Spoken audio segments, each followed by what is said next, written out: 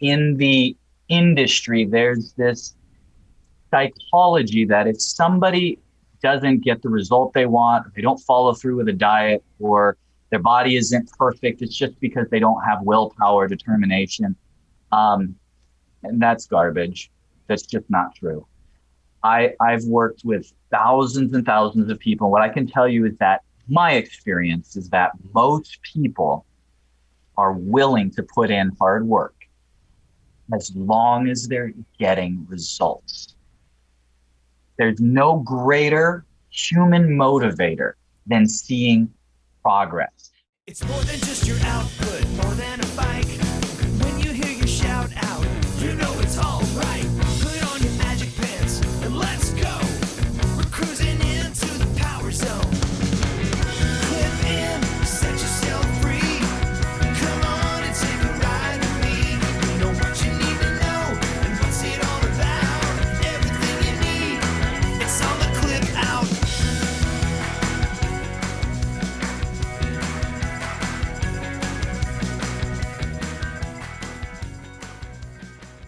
Welcome to the Clip Out Podcast, episode 190. This is Crystal O'Keefe. And this is Tom O'Keefe. Hi. Hi. You've been very busy. So busy. So busy. And in our world right now, busy equates to crabby. Well, yeah, it does. I have no. No, but your job has been making you go nonstop. Yeah, it's Wednesday. I've worked 30 hours. Yeah. I'm not joking. No, she's not. So if she snaps at me. If I'm like, come on, Tom. It's nothing I did wrong. And that's a good rule of thumb as we move through life, is that if she snaps at me, it's not anything. I'm an angel and I did nothing wrong. Oh, honey. So there. Stop it. Trying to be nice. Don't make it so hard. This is going to be an extra long episode because I know that you don't want to yell at me in front of people. So I'm going to make I'm going to make it as long as possible so you won't yell at me. So what, pray tell, do you have in store for people this week?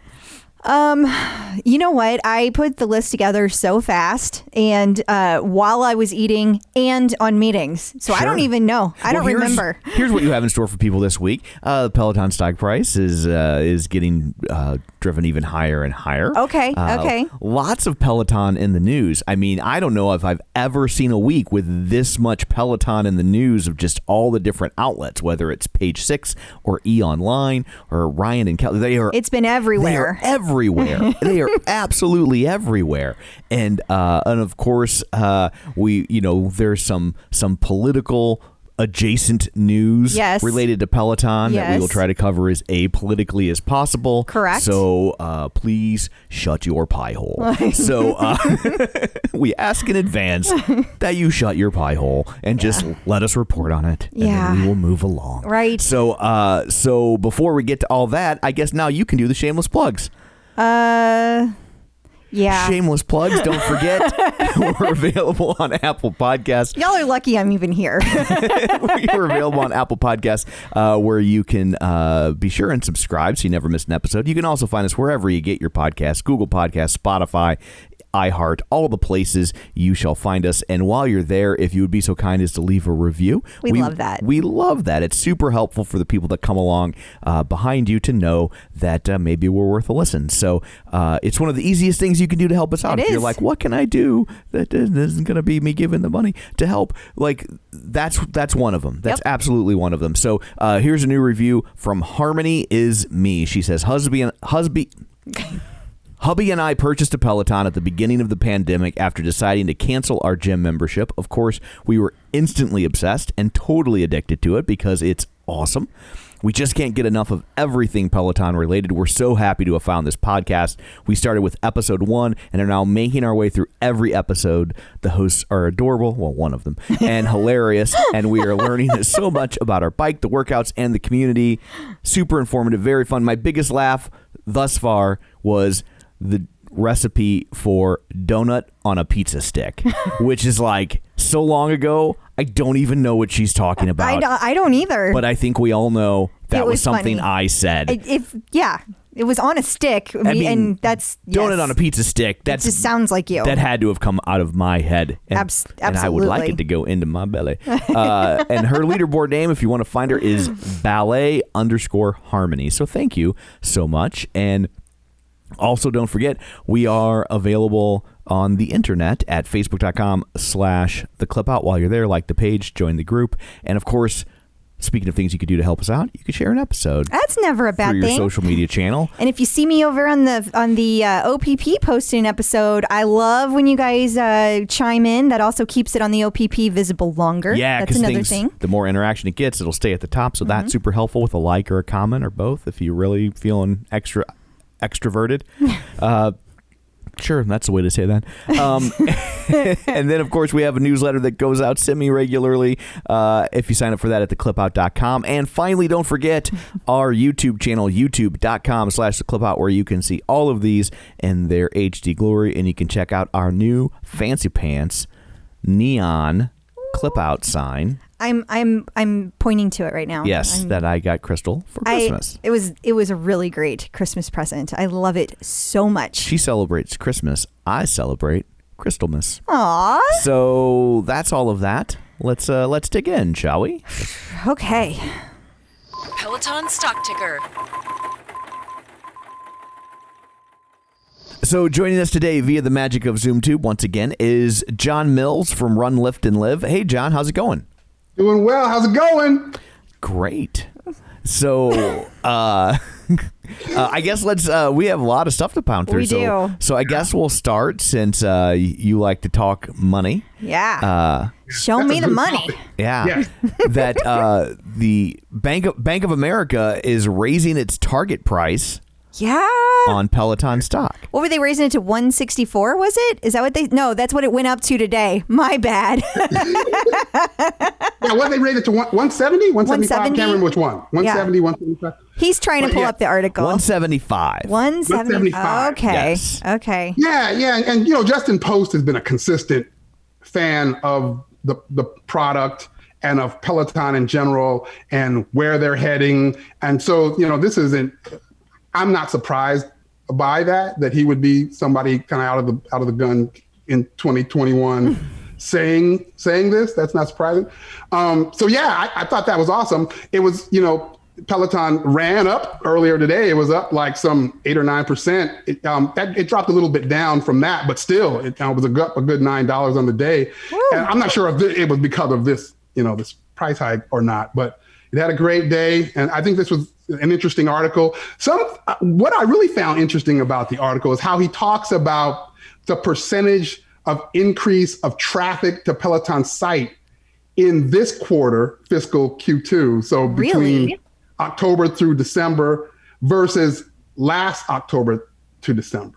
And so he always does that. Anytime he puts out an article, you got to pay attention to him, or whenever anybody quotes him, because he always gives you information you can't find anywhere else. Oh. And that's in there. Yeah, it says it went up 167% year to year. Holy crap. Yeah. Right. So that was interesting. I love to see that. He did also point out that the previous quarter, though, so we're talking July through September, that was up like some 280%, a much larger percentage from the previous year. So he was like, well, it was a declining increase, but it's still way above any of their competitors in the space, right? The traffic that they're getting. So, I think that makes sense, just as deep in the pandemic as we were between those months, and everybody hearing like all the buzz about the longer lead times kind of started up and that kind of thing. I could see that. Plus, wasn't that back when they were like really hitting the stock market high then too? And so, maybe people, were like checking it out because they heard all these great things from the stock market. Well, yeah, if you go back from that period, that would have been right as they were going public.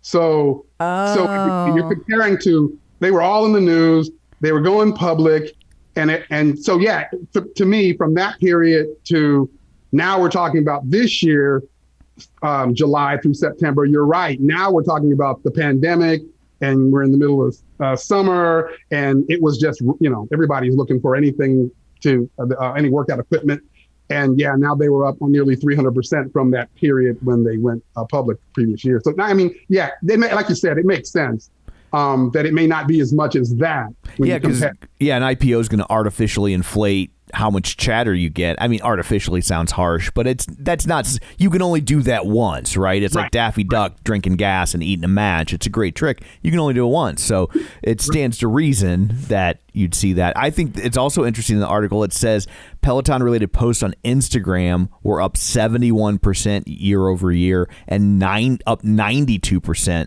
on Twitter. Which I think that's crazy. It is crazy. Isn't it nuts? Yeah. This stuff is, I mean, when I look at the numbers, when I see these numbers, like we talked, last week or the week prior about how we know that, there's some negative buzz about the delays in shipping. But I mean, people are still buying like nuts. They're visiting the site like nuts. I mean, I don't see the impact truly yet. And I don't either. I'm not saying it won't happen. I really do think that you're going to have more people talking about it. I think Peloton is going to have to answer these questions. I think they're going to get forced to do that.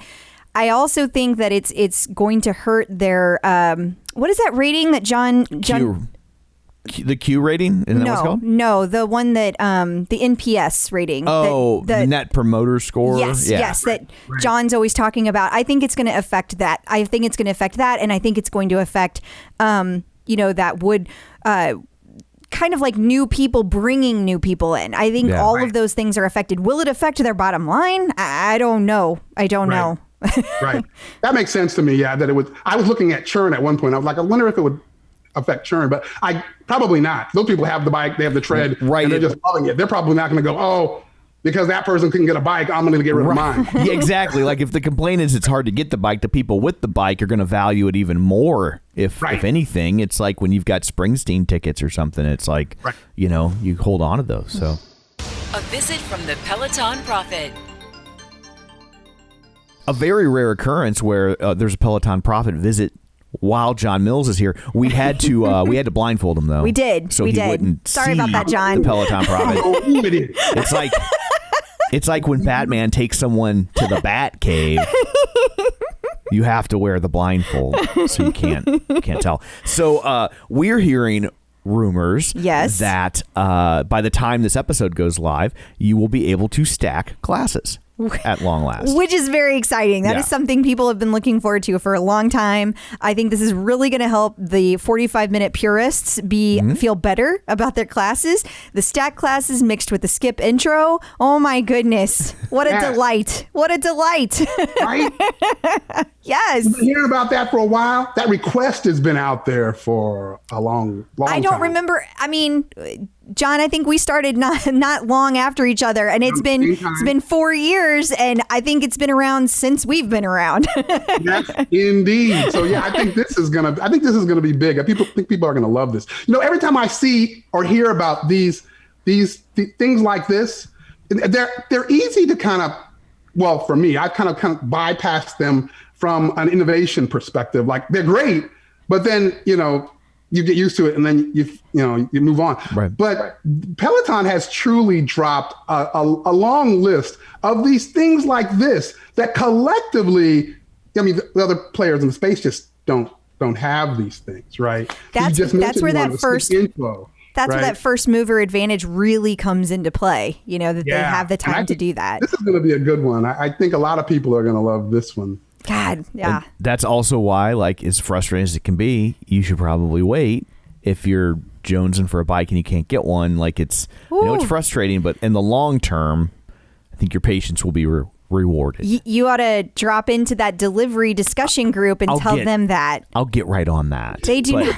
There's a lot of people who are really mad over there. And again, like I said last week, I'm not. I get it. There's no shade. I'm not mad. I'm just like, yikes. Yeah. I would, on that note though, I would just like to clarify that I feel like there's a lot of people who misunderstand some of the delays. Like, for example, People seem to think that Peloton is the one setting up the order in which these are delivered. And if your order is handled by XPO, that's simply just not the case. And I realize that Peloton contracts with XPO, so they have some control that they Sure. can exert in that manner. But like, when you have a subcontractor, it's not like you can be like, do what I say right now, or I take all your business. Because there really isn't another player as big as XPO in the market. I was going to say, I mean, how many competitors could they? I would think that has to be a pretty short list of people that can deliver a product of this size and put it together. and do it nationwide. Right, exactly. It's very limited. I don't think there is another one at that level. And I think that's why XPO gets away with what they get away with. So I think you have one, your supply chain issue, and I think you have XPO literally giving people's bikes away. I've read a lot of posts this week where people are like, they call and they complain and they get their bike faster. And now this person who's been waiting for 4 months just got pushed to the back of the line. Yeah. It's Woo. It's a classic shit runs downhill situation. It really is. It where really the is. Squeaky wheel, right? the squeaky wheel gets the shit. I don't know. I'm losing my train of analogy Gets the grease. here. Gets there the we grease. go. Okay.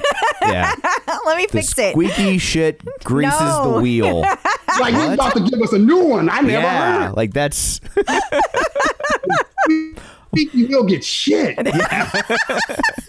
that's a world I want to live in. The squeaky wheel gets shit. Yeah, so don't be the squeaky wheel. I know you want to be the squeaky wheel and you want to get your bike, but don't be that person. You're making somebody else wait even longer. Yeah, that's a tough situation to be in, and I get it. It is. But Anyway. yeah. But moving right along, you had posted an interesting thing this week about GM. Yes. And GM announced, this is going to come back to Peloton here. Just bear with us. Yeah. We're going to go on a little bit of a walk. But GM announced their goal to get to advance zero emissions and make those sorts of cars, I guess, easier and for everybody to afford by the end of 2025. Sure, let's go with that. But they put out a fancy little video, And the whole reason we're showing it Yes. to you is because, wait for it. There he is. There he is. So for you Rigsby's listening, in there. for you guys listening, it's Cody Rigsby was in the middle of this commercial and wearing a Peloton shirt. And I think that's worth noting because that means Peloton is in on this. Like Right. they're supportive of this. It wasn't just like a random sighting. right, they wouldn't let them wear the logo. You wouldn't think No. that there's an implied endorsement there that they wouldn't And want to. Yeah, they mention him relative to, or everyone that's in this ad, they mention them as being inspirational people associated with accomplishing something that you thought, couldn't be done, going above and beyond. Like they reference, that's why they picked these particular people or brands, people who represent certain brands to be in this campaign. And I found that interesting. So basically they're seeing Peloton or Cody or the combination of just being a product that came onto the market and they exceeded expectation. I mean, that's pretty exciting all by itself. It really is. Right. Just to be included in that company. Absolutely. It's so funny. Again, 4 years ago, I couldn't have imagined we'd be sitting here having this conversation. Totally. Oh, look, Cody's in a GM commercial today. And they don't even have to stop to explain who he is. I mean, I still remember the first time we were somebody referenced Peloton. It was Google. It was some sort of Google announcement, and they referenced Peloton without explaining what Peloton It was a news item here. and we were just like, that's a big accomplishment Sure that they is. didn't feel like they had to explain what Peloton was to people. Like that's a big spot or hump to get over in the world of pop culture. Absolutely. Right. You remember those days where we would, just see one of the instructors in an article or, even more exciting, see them anywhere on television. Yes. And that was like all over the OPMP. Everybody's like a million likes. Like we were just all shocked. Yeah. Now it's it's more common. It's an everyday occurrence. Yeah. We talked about it in the open before you were here, but our Peloton in the news segment this week, I don't know that it's ever been longer. Yeah. It's crazy. We have a very long list today. Yeah. And then I guess speaking of that, you also were kind enough to capture some video from the Today Show? Yeah, the Today Show. And I think This is awesome. Carson Daly of the Today Show is going to be doing, has likely already done it. I think it's a recording, interview with Alex Toussaint to talk about, his rise and how he got into cycling. And he also, it sounds like, based on listening to what Carson was saying, he also has been working with Alex to curate his playlist for tomorrow's 3:30 p.m. Eastern time hit ride. I mean, and so again, Carson can you even contributed some of his, his favorites to the playlist? So it's pretty cool. That's amazing. It's just like crazy that we're having that conversation. Carson Daly is working with Alex Toussaint to, put together a little playlist. No big deal. No big deal. Right, no big deal. He calls him in the, his life coach, and he's like inspired by Alex. Which, I mean, I biased, but I can absolutely understand anybody, regardless of whether you're a celebrity or not. You get to kind of know Alex, and you can feel his character. I really love his saying you woke up today, so smile. He always says smile. You woke up today. I really love that. I know he has a lot of good ones, but that one always gets me right here because it's usually early in the morning and I'm like, thank you. I needed that reminder. That was awesome. I think that's going to be fun. I can't wait to see the interview on Friday, and I'll be on that ride tomorrow, so it's cool. Okay, so the interview will air the same day that the podcast airs, but the class is tomorrow. So for anybody listening, it'll be January 14th if they want to look it up. Okay, very cool. Awesome. Well, thank you so much for joining us again this week, John. Before we let you go, remind everybody where they can find you. They can find me on Facebook in my Run, Lift, and Live group or page. They can find me on Instagram, Run, Lift, and Live, or at runliftandlive.com. Awesome. Thanks, John. Cool. Thank you very much. Nice seeing you guys. You Likewise. too.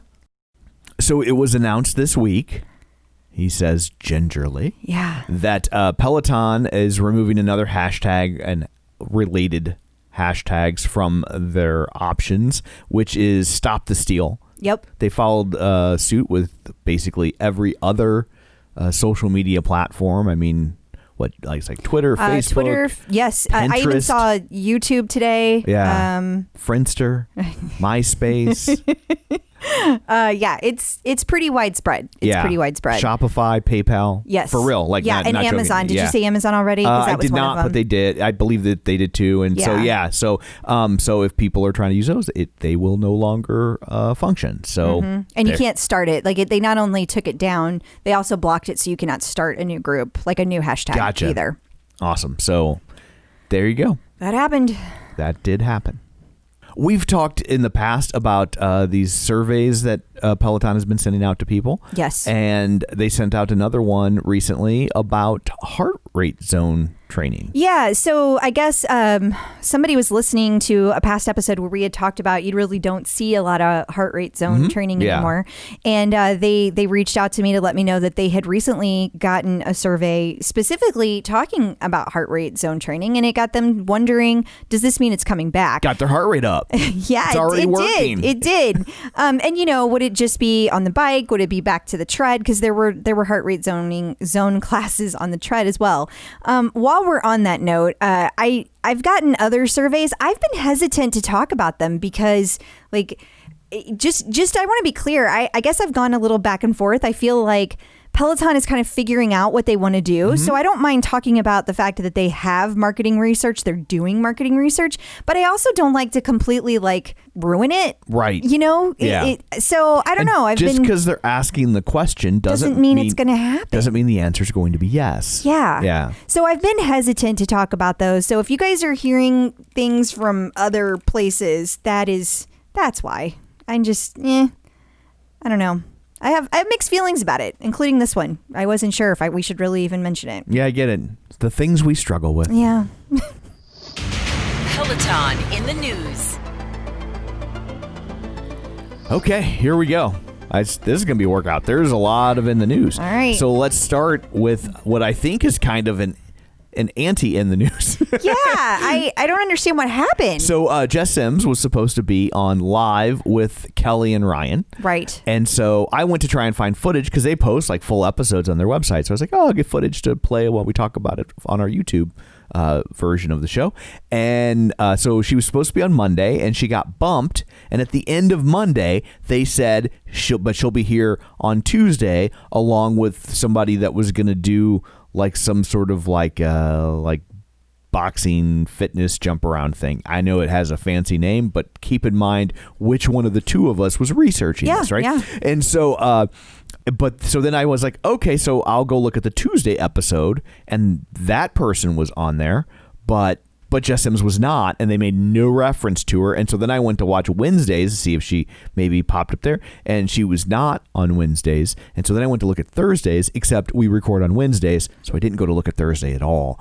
So so I don't know, but they TBD. Yeah, but they absolutely announced her, and it's like Fitness Week on Live with Kelly and Ryan. So I mean, what the heck? Yeah. Maybe she'll just be on later this week. I don't know, but they did not seem to reference her on the other shows. I did not watch every second of those shows because I don't know if I've mentioned this. It's Live with Kelly and Ryan. Right. So I have absolutely no interest in watching them. Okay. But so maybe they did, but I could not find it if they did. Okay. So there you go. Well, we tried to give you some news. We it turned tried. into anti-news. I really like this next article. From E-Online, which is another like major source to be talking about Peloton. Yeah. You won't believe what your favorite Peloton instructors used to do for a living. Yeah, this one was really great. It walks through a whole bunch of the instructors and what they used to do before, and it shows them side by side. So if you are not watching our YouTube channel, you should just for this, or go check out the article. But it shows like what they did then, a picture of them at work. It shows a picture of them now. So I've seen Tunde, I've seen Olivia, and then there's Adrian, and it talks about why they left what they left. Yeah. And it's just kind of great. Like Jess Sims they have a picture of her as a teacher. Like, it's great. Like, that's just crazy. She's a kindergarten teacher, and now she's Jess Sims. There you go. So who had the most interesting or surprising job in your mind? You know, I always forget about Olivia Amato because hers is interesting to me, and I don't know why it doesn't stick in my mind. She was in the financial services industry, and she quit to become an instructor. Like, she just like was like, nope, I'm not doing that anymore. Gotcha. I haven't seen Robin on this one. Her story is always fascinating to me. What is Aditi saying? Was she a model? Was that what that just said? It says, sometimes mom truly does not know best because it was, in fact, the finance grad's mother who first suggested she explore life as an instructor while she was staying with her parents in Bangalore, India. I hope I said that right. You did. Okay. Let's see. I don't know. It's going on with all her bio, but it's not saying what she used to do. Yeah, I think she was a model. I think that's her on a catwalk is what that is. Gotcha. Well, and we know that she was an aspiring actress because we posted an article on our site a while back that we wrote. That's right. About her appearance in television shows that you might have watched. She was on Sherlock. Yes, Sherlock. That's right. And she was also on like an episode of Inside Amy Schumer and things like that. Yeah. So. Very cool. Yeah. I really like seeing the history of like how they got from point A to point B. It's absolutely. It's always fascinating to me. It's also kind of inspiring in some ways to be absolutely. Like, just because of where you're at doesn't mean it's where you're going to be. That's right. Yeah. Never give up on your dreams. And then moving right along, Page 6 had an article about Peloton trainers share their fittest photos. I.e. most skin. Yes. Yeah, so they have pictures of Allie and Alex and Cody showing off their physiques. Yes. And Ben Aldis. Again, if you are not on our YouTube channel, this might be a good time to join. You're missing all the pictures. Jess King. Jen Sherman. That's Leanne. Okay. Her glasses like kind of to overtake her face in that. I know. I thought it was an ad. I was starting to scroll right by it. I thought it was an ad. And here's Kendall. So yeah, I mean, there's 22 of them. So there's a lot of them that get pictured. Yeah. And I'm sure that it's because they know that like half naked attractive people will really bring in the clicks. Yes. So I remember where I work years ago, there was a rumor that that we were going to be doing the lingerie football league, and dear. Which is a valid sport, you know, and but it was funny. So a local news channel wrote an article about how awful it was that we were going to do the lingerie football league and how we shouldn't do it, and it's really bad, and how dare they do that there. And in case you're not familiar with what the lingerie football league is, here's a slideshow with 47 pictures for you to look at. And it was like the highest viewed story on their site for like a week. And it's just like, this is so awful. Look at it. And then look at it again. And then look at it from this angle. And then look at it from over here. So they shamed you and scored the clicks off at the bastards. Nice. Nicely done. Moving on to our next item in the news, HuffPost had an article about 5 exercises you should do in the morning according to experts. And I think we all know the Peloton people now officially rate as experts, and they were featured in the article. It's really cool to see them being quoted in all these different places. I didn't get to read this one. Was there, if you scroll down, was there anything? Did they go through the whole workout? Yeah, I mean, they just give you all sorts of things, and they just... Okay, so like yoga, they're basically saying things like different poses that you can do in the morning, right? To like get you woken up and stuff. Yeah, and then here's a quote from Kristen McGee. She says that the tree pose is the perfect starting point for a morning exercise. I would think you'd start with the seed pose and work your way up to a tree. And then Allure magazine has a story about Ally Love breaking down her 5-minute beauty routine. Yeah, she goes through what she does for her makeup and her skincare. Like she lists it all out, and of course they have all the different products that you can buy there. She talks about why she uses each one and how it helps her, and like they're things that she can do quickly, keep her skin clean, which obviously if you're going to be working out all the time is super important. So if you haven't seen that, it might be something you want to check out. Get some ideas. And Well and Good, which must be having a lot of luck with Peloton articles, because it seems like they write one almost weekly. I feel like I'm saying Well and Good almost every week on the show. Yeah, you do. And they have for years. Yeah. I will give them that. And they have an article called I'm a Peloton Tread Coach, and Fitness Journaling Keeps Me Grounded in My Training. Yes, and I am blanking on the name of the individual that sent this to me, but she sent this to me, and it is all about Bex Gentry talking through how to use a fitness journal and what you can get out of it. Things like using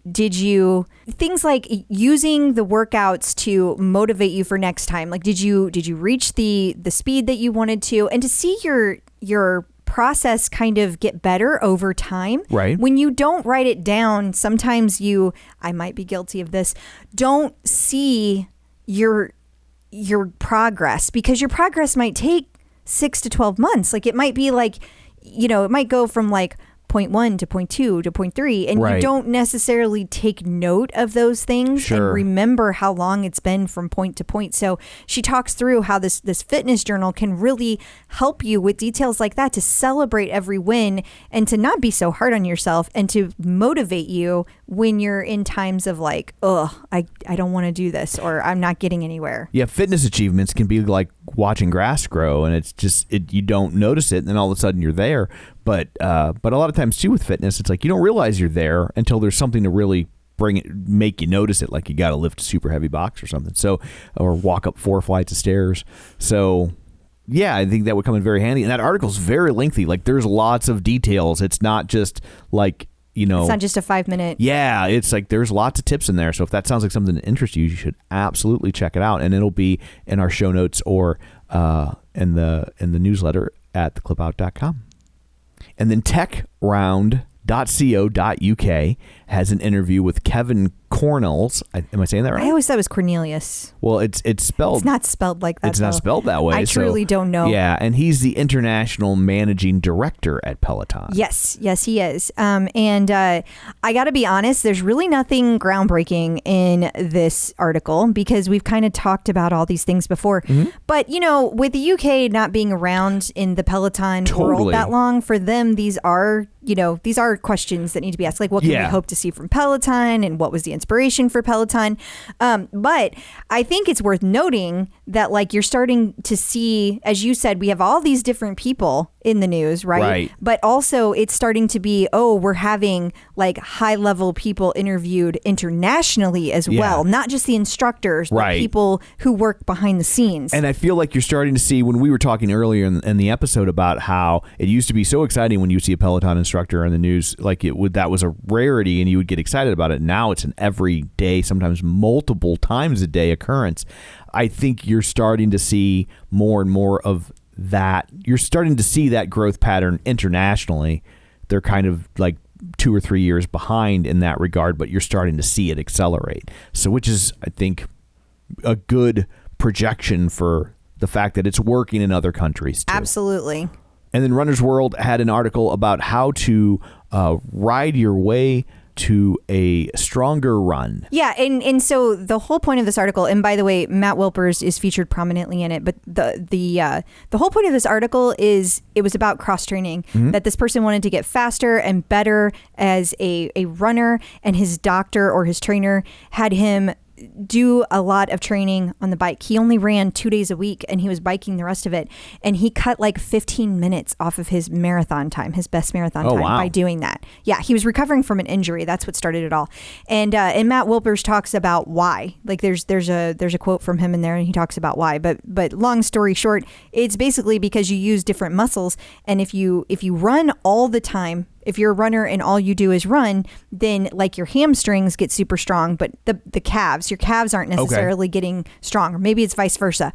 You guys should go read the article. But it brings up a lot of like, if you're only doing one thing, it's making some of your muscles way stronger than others. And by cross training, you can keep everything kind of growing at the same pace. Gotcha. And then you have a less chance of hurting yourself because everything's growing at the same time. Okay. So that seems to make sense. it does. And they are professionals. Yeah, we'll let them do their job.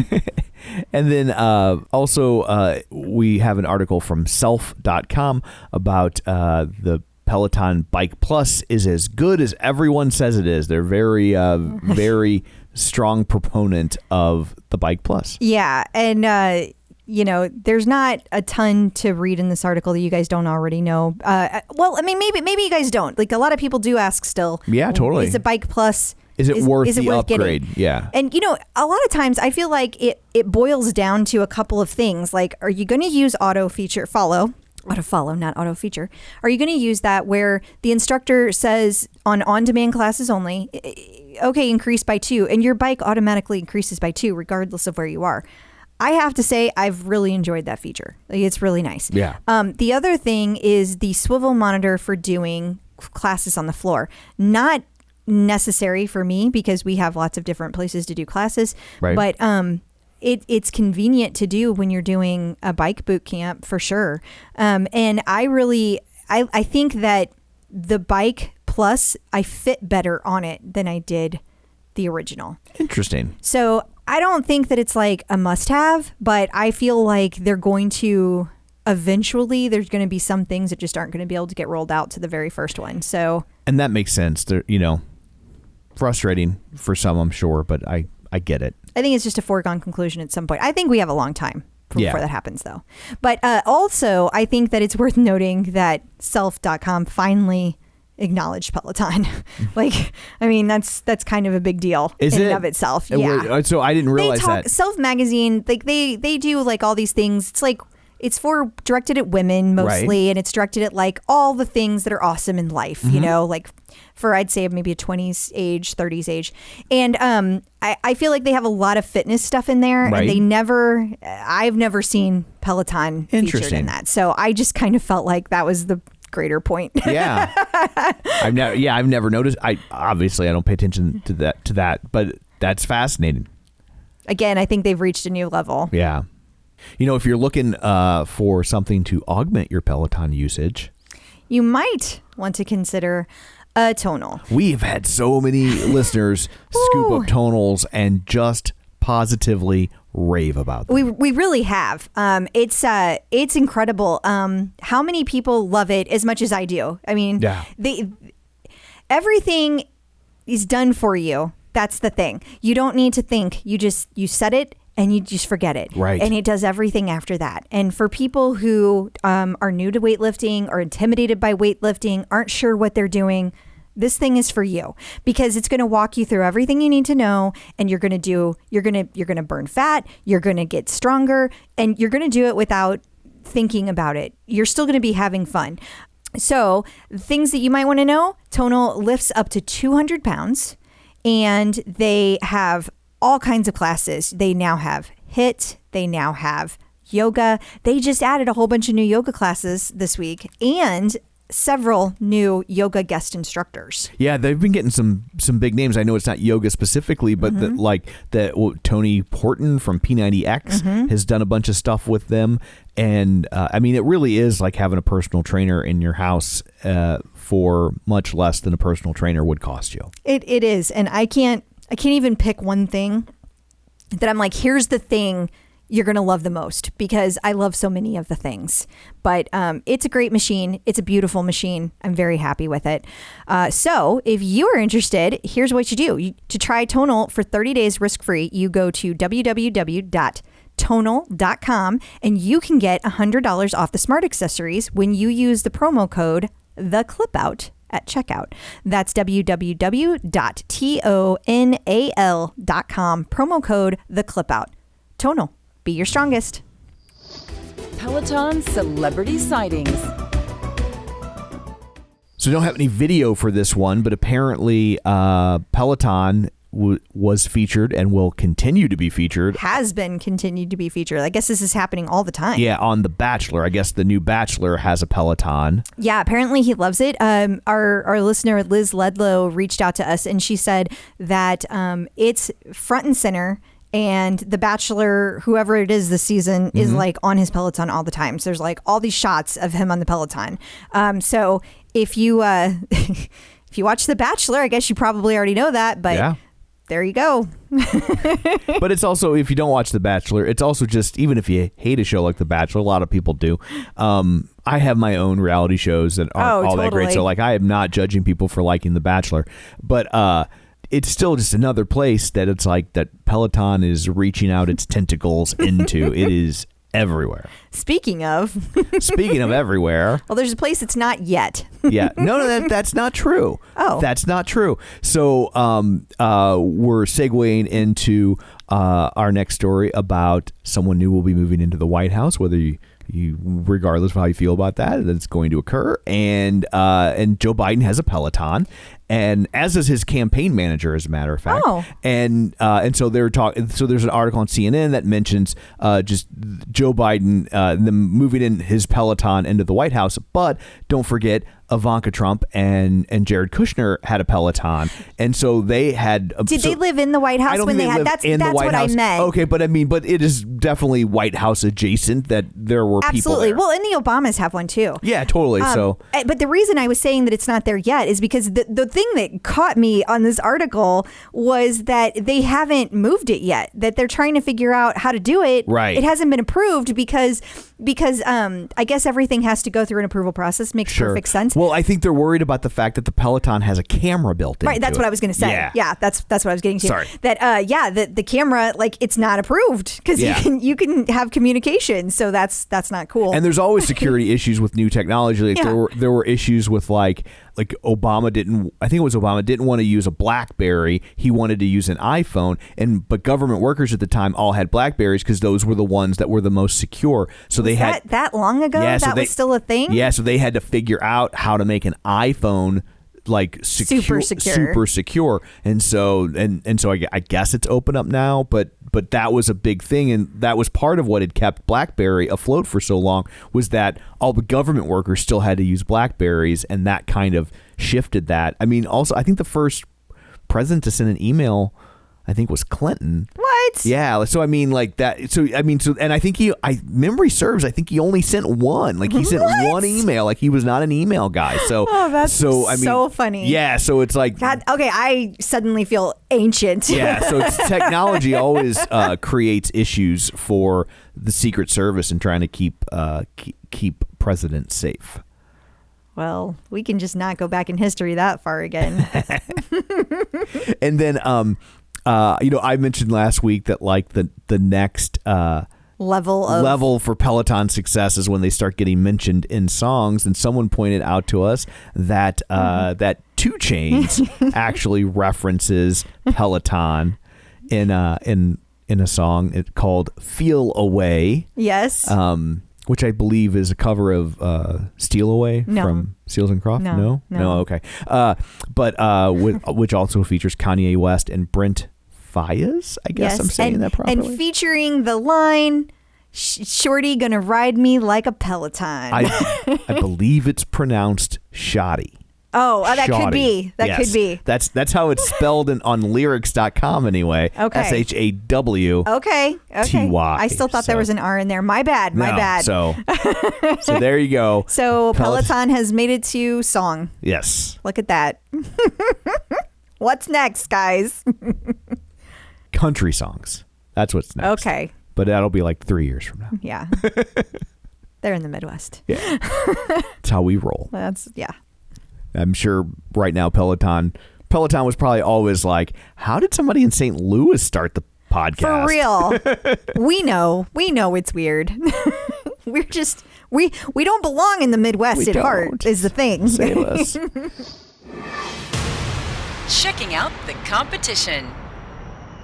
In the website Tom's Guide, Which I have mixed feelings about, Well, and it's not not- because it's named it's Tom. not my guide. I know. Just to be so you can listen to them, at least grant them some degree of credibility, because it's not me guiding you about Yes. this stuff. But they have an article about Bowflex launching a new smart treadmill and cardio machine. Watch out, Peloton, which is really just code for we need to put Peloton in the headline. I So people know. will click on this.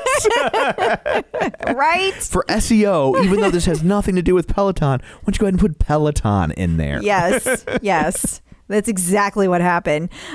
So yeah, Bowflex, they now have a new treadmill. It's Treadmill 22 and a Max Trainer M9. Both of them came out with these pretty large screens. I really just thought it was interesting to note because there's more. It's just yet another. There's so many competitors at this point. Right. I don't even bring them up every week when there's new news because that's all we would ever talk about. Totally. But I feel like this one is worth noting because Bowflex won the CES Innovation of the Year for their VeloCore bike. So Okay. I thought that was interesting. And That's the one that goes side to side. Yes. Okay. I got to Yeah. Go I know, side to you were, side. You were riding your bike. It's like Boys in the Hood, front and back, side to side. Then I want my Alpine play. Sorry. I'll do the whole song. No. Okay. That's probably for the best. New content. So right after we got done recording last week, it was announced that there was a new artist series featuring Miley Cyrus. Yes. It's the first ride where you have to do it with your tongue sticking out the entire time. Does she still do that? when people take well, photos? the ad definitely had Yeah. her doing that, so I assume that they said that label sent the artwork. So Sure. I assumed that that's the case. Yeah.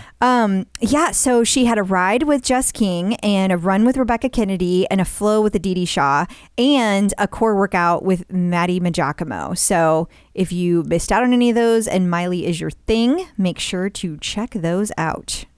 And then also there's another new artist collaboration with Tiesto. Yes. Did I say that right? I actually don't know. Or is it but Tiesto? I believe it's Tiesto. Okay. From my sad Spanish education that I had so okay, many well, years if it's ago. Spanish, then I would think it's Tiesto. Yes. Okay, 'Cause- I just assumed it was Spanish because that looks like a Spanish word. It does look like a Spanish word. Yeah. I agree. I'm not trying to like. I don't know. Yeah, I get what you're saying, but I'm not it's trying to add cultural stuff that's not insensitivity there to the at top, all. But it does look like a Spanish word. It does. Yeah. Okay, so now that we've butchered that, Right. Tiesto artist collaboration, and this week there was a ride with Matt Wilpers and Eric Yeager, and then Run with Bex Gentry and Strength with Ben Aldis. So this apparently is dance music, and they say you will not stop dancing until long after each class is over. Neither of those were really my thing. I mean, sure, but I'm just so impressed with the fact that they keep broadening the reach of those. I agree. Like, I mean, and obviously it doesn't matter since I don't do it, but like neither of those artists are my thing either. But like, I find it fascinating that I'm really impressed with how they don't just stay in one or two lanes. It'd be so easy to just be like rock country or rock country top 40, but they are all over the board with the different artist collaborations that they're creating, which is great because the user base is so large that there's going to be people that are super excited about this stuff, even if for us we're just like meh. Yeah, and I mean, to me, every time I'm not into something, I'm just like, oh, well, that's great, because that means a bunch of people who aren't into it when I'm excited are now into it. Totally. That's how it should be. Yeah.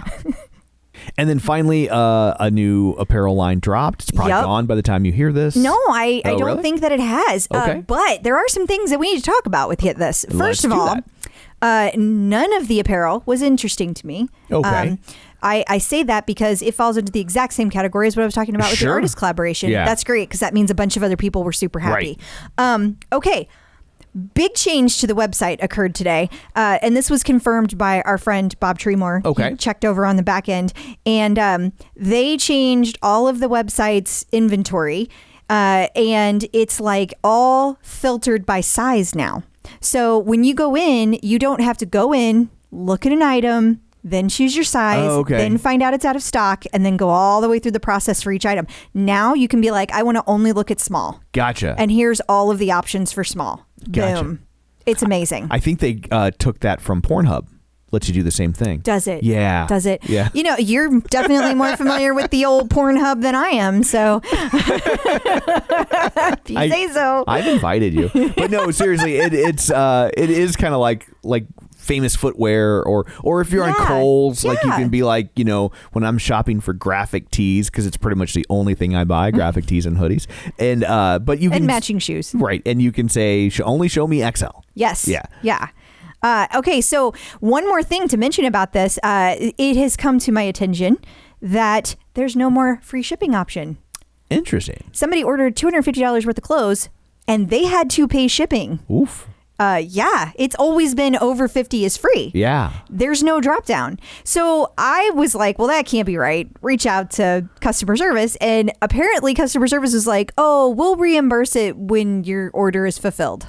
Say what now? But the who shot who and the what now? What's that?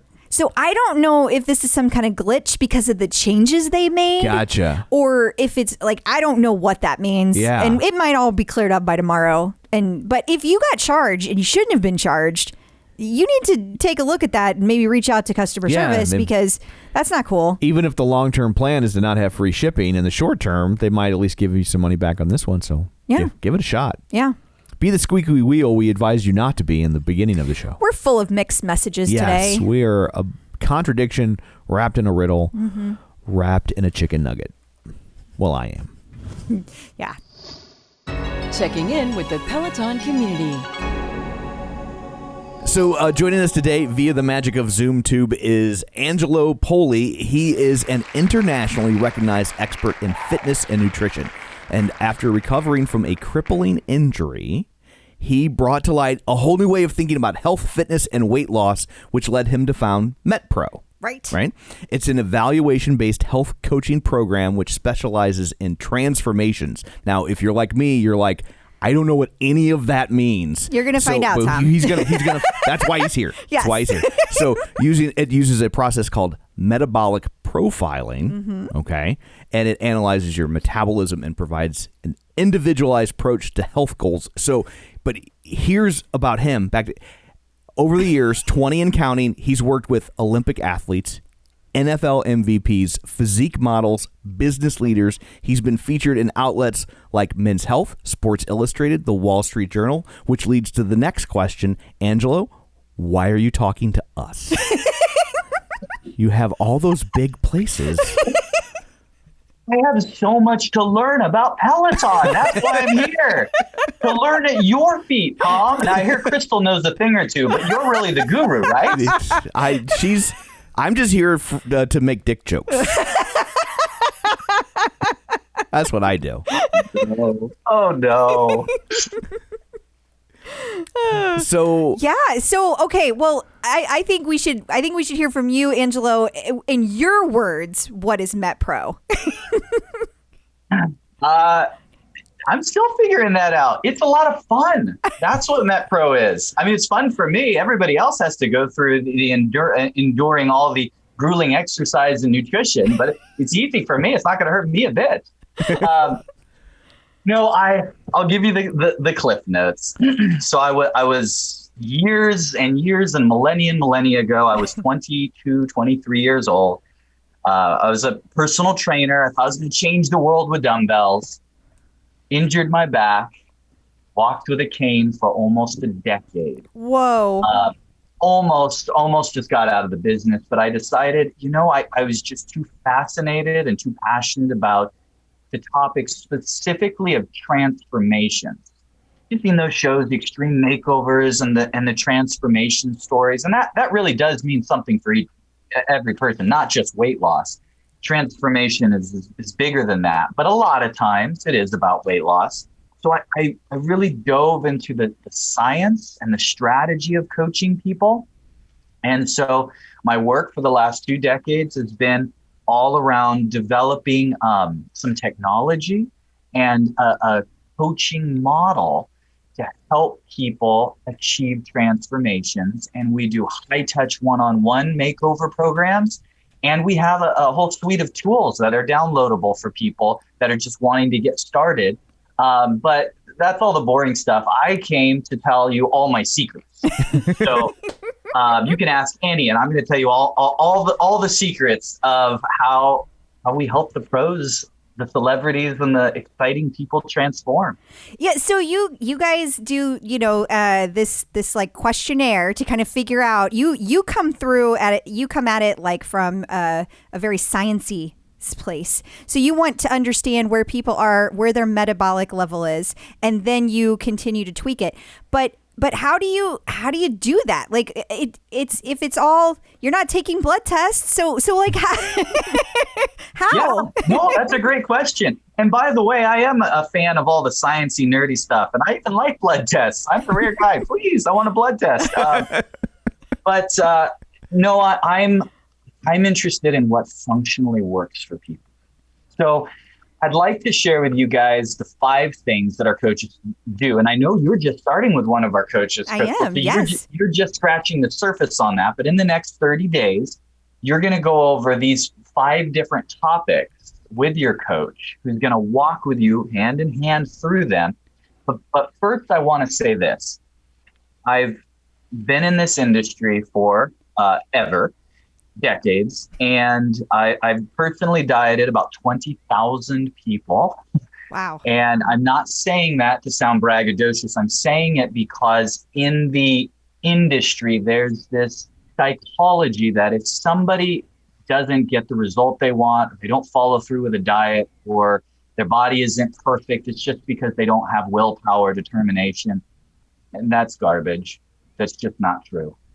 I've worked with thousands and thousands of people. What I can tell you is that my experience is that most people are willing to put in hard work as long as they're getting results.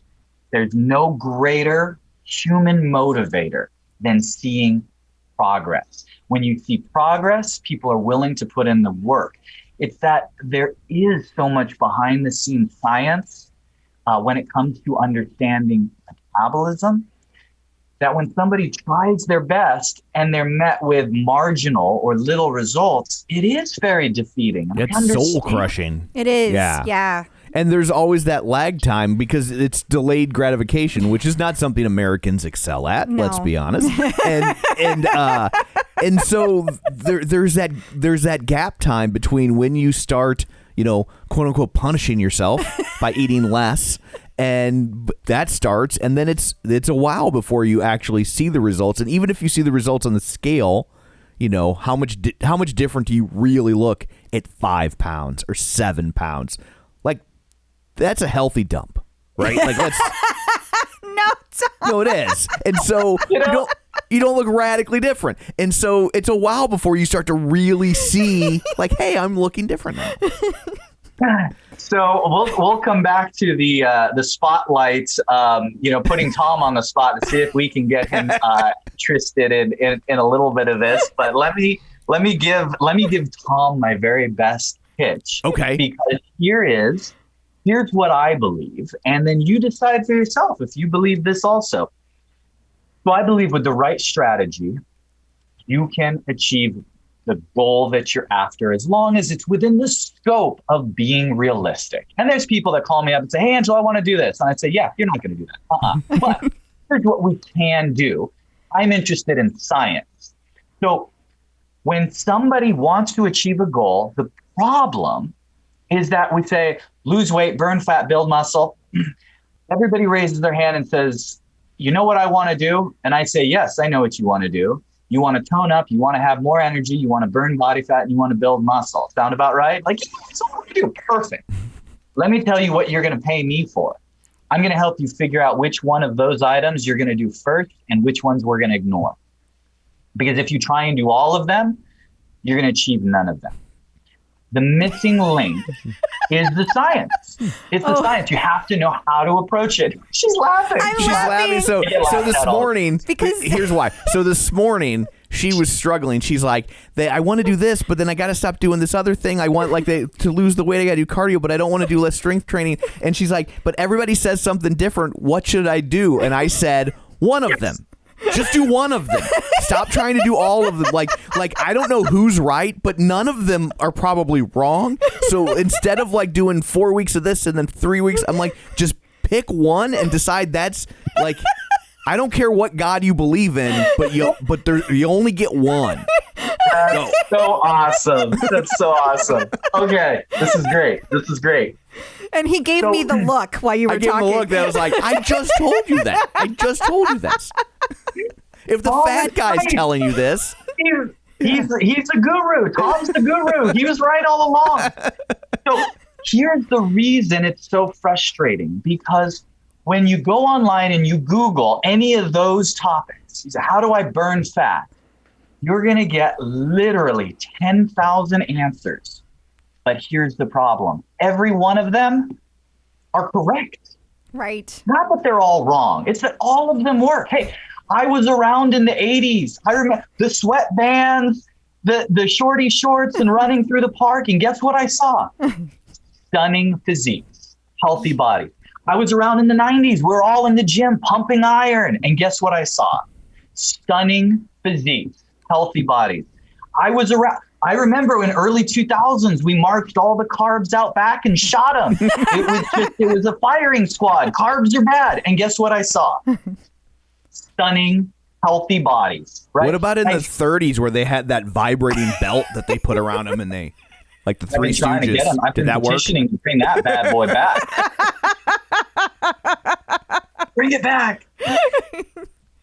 So the question is, what will work for you? And that fundamentally is what my entire company is about. Metabolic Profiling. Answer, what will work for you? Because they all work. You don't take your car to the mechanic, drop it off, and then when you pick it up, say, by the way, before I go, I was wondering, which is the best tool, the screwdriver or the wrench? Because I hear really good things about the wrench this time of year. You know, it's a ridiculous question. Right. That's true. What's the right tool for the job? And you can't know that without baseline testing and identifying your metabolic profile to determine where your starting point is, what your next steps are, and what your end point will likely be.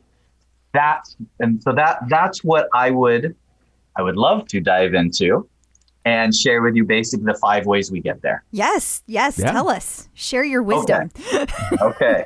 Well, I don't know about wisdom, but let me share something. So the first thing we do is we have a goal setting session. And as I already mentioned, really that revolves around deciding what we're going to focus on and what we don't have time for yet. It doesn't mean what's best, what's healthy, what it means where our starting point is. Now, for my NFL player who's wanting to take their performance to the next level and extend their career, his starting point is going to be a little different than, my grandparents who simply want more energy to play with the grandkids. It doesn't mean that we're going to use an inferior science with either of them. You also want to know your body type. That's going to play in. So what's right for one person doesn't automatically mean it's right for the next. Your body type does influence that. Now, you have to throw out a little bit of the marketing lingo that revolves around body types.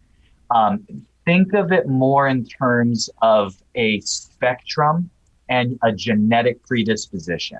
And what you have is, because you're going to have traits of multiple body types. You have lots of pieces of genetics that go into each of us. We're not defined by one strict body type, but we are going to have leanings. So what you have on one end of the spectrum is that ectomorphic body type.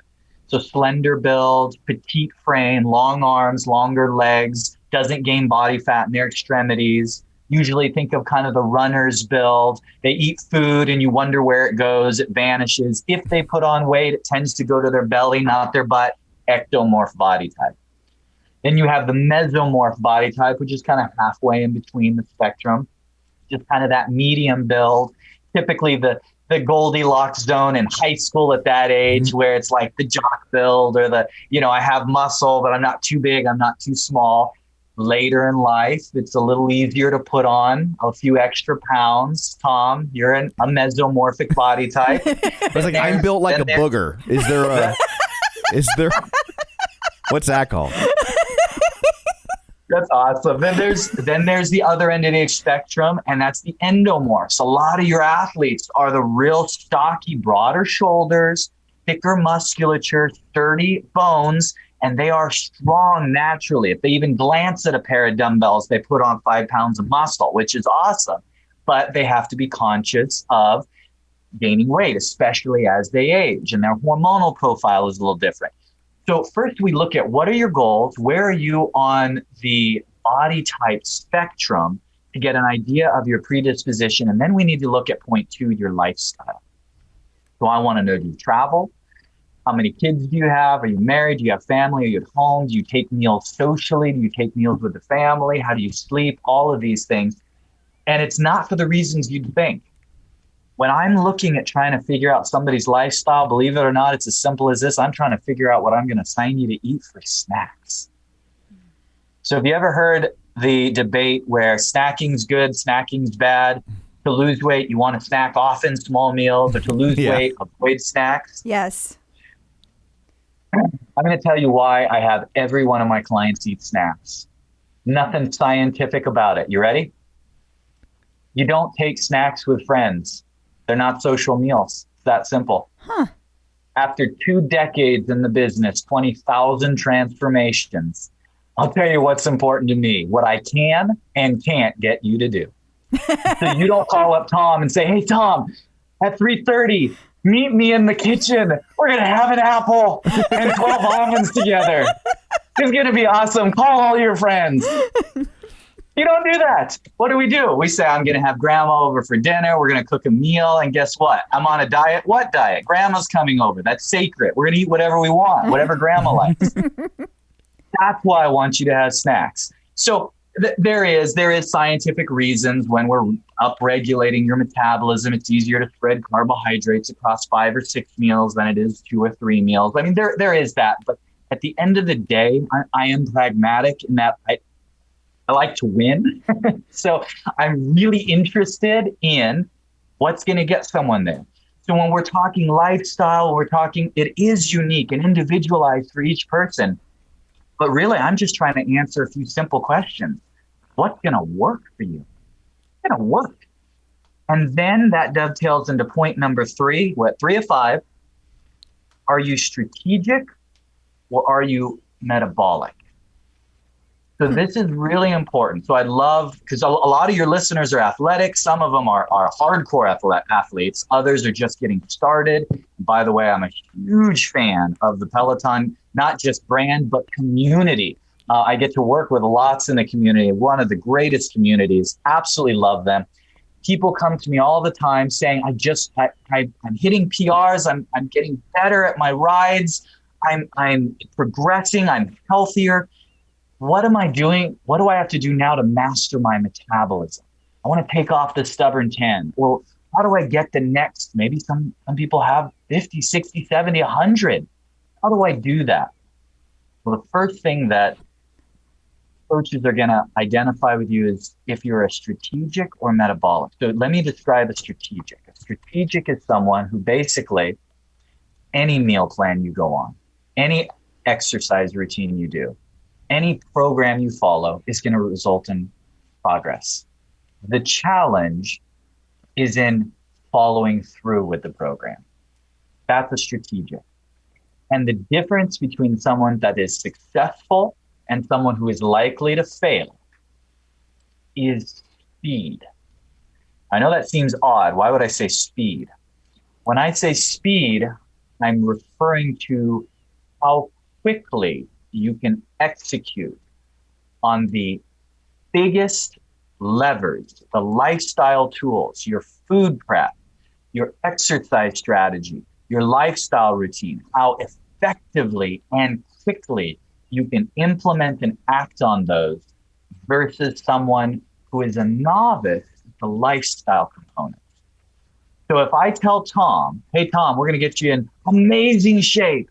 We're going to get you 6-pack abs. All you have to do is food prep 3 hours a day and exercise another hour a day. Are you in? Nope. Crickets. I'll get execs that'll call me up and say, Angelo, I know who you are. I know who you've worked with. Here's what I want to do. I want to run a sub 6-minute mile. I want to break PRs on my deadlift and squat. I want to ride and hit. I want to hit my century ride. I want to be sub 10% body fat. I want to lose 50 pounds. Can you help me do all of these things? My answer is sure. Now, which one do you want to do first, right? So we have to figure out where we're starting. And if you're strategic, they say to me, I know what I need to do. I just need to follow through. I said, that's what you're hiring me for. I'm going to teach you how to do the things you already know, but instead of taking 4 hours a day, 20 minutes. That's it. Now, the first 3 or 4 days is going to take longer than that. But once you get the routine down, it needs to actually save you time. Because if it's quicker to get in the car and hit the drive-through, we have a problem. Yeah, definitely. Definitely. We have a problem. A metabolic. So now for the listeners who are going, yeah, that's great, but I already eat healthy. Right. I'm eating clean. I'm watching my calories. Perfect. Nobody is. But I'm eating clean. I've done several diets. I've been exercising, and I still can't get the stubborn last 15 off, or whatever the case may be. That's when someone whose metabolism has acclimated through their intake, your metabolism has done its job, continuing to simply eat clean, exercise regularly, and eat healthy is going to do what your metabolism is trying to get you to do, and that is remain in stasis, homeostasis. In other words, not change. Our strategy for them is completely different. Now we have to take their metabolism through a periodization cycle. And I'm going to teach you the secret to that. Okay. Number 4, baseline testing. That's the secret of establishing a starting point. So you may have heard that term. You just went through that, Crystal. Yeah. And your results are very good, and you're going to continue to get good results. So what baseline testing is I'm going to put you on a meal plan that is not special. Everybody needs to hear that. It's not some special, there's this ingredient or that ingredient or this supplement. No, I've seen all ingredients work. We're ingredient agnostic here. The meal plan that your coach puts you on, right? I have put thousands of healthy, active women in your general sphere of demographic on before you. And I use it because it's predictable and I have data. Okay. So now when your coach comes back to you, you're going to have this conversation probably in about 6 to 8 days. And she's going to say to you, all right, Crystal, here's the meal plan you've been on. We know the caloric content. We know the macronutrient ratio. We know how many meals a day, the frequency of your meal. We even know the glycemic loads of the ingredients that you use to build your meals. Here is exactly how your body responded. Now, she can no more control that response than she can control the color of your eyes. Right. Her job is to accurately identify how your body responded. And it's really not rocket science because there's only 3 options. And she's not a rocket. You're chewing on a rock. You gain weight, you lost weight, or you stayed the same weight. Right. Those are the only 3 possible outcomes. Now, yes, there's a lot more. We're looking at a host of other variables having to do with appetite control and energy.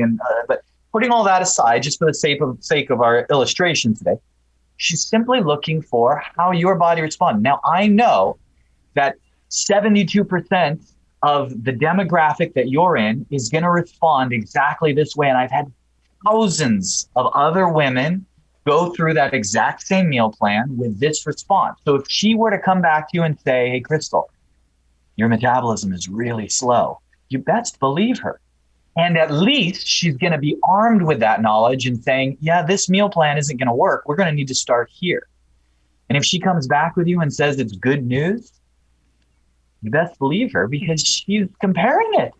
And I'm telling you, it's good news, Crystal. It's good news. Your metabolism's solid. It's going to work. We just need the right pieces in place. And that's for most people. They need to just identify where the metabolism is.